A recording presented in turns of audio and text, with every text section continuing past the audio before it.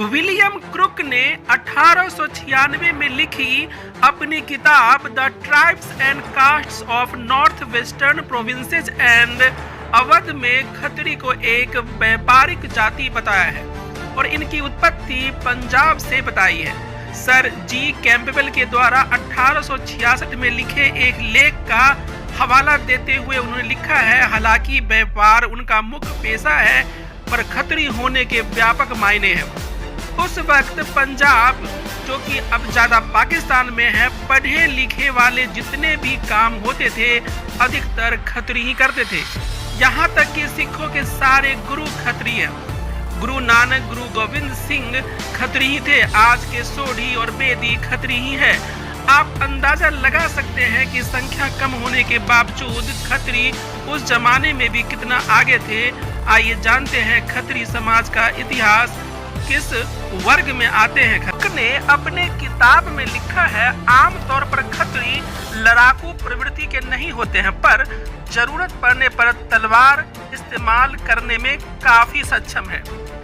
यहाँ अंग्रेजी विद्वान गलत कर गए क्योंकि खत्री तो विशुद्ध योद्धा ही थे। एक ऐसा योद्धा जब ये युद्ध मैदान में उतरते थे तो दुश्मनों में हड़कंप मच जाती थी। सरदार हरि सिंह नलवा का नाम तो आपने सुना ही होगा।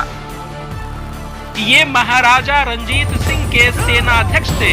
अफगानी उनसे इतना खौफ खाते थे कि जब बच्चे रोते थे तो उनकी माँ कहती थी, चुप हो जा वरना नलवा आ जाएगा।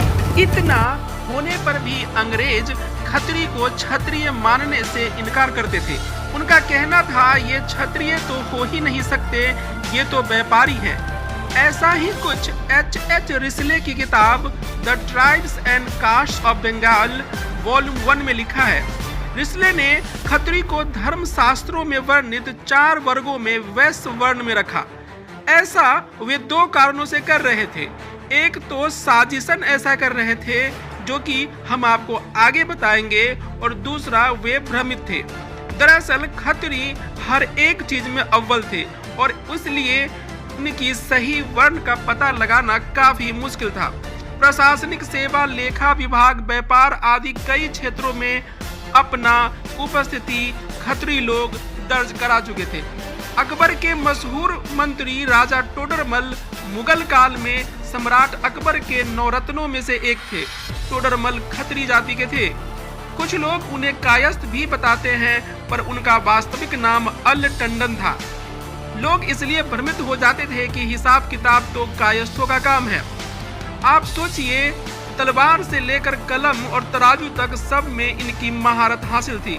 क्रुक्स ने अपनी किताब में खत्रियों के लिए तारीफों के पुल बांधे हैं। उन्होंने लिखा है कि Khatris are one of the most acute, energetic and remarkable races in India.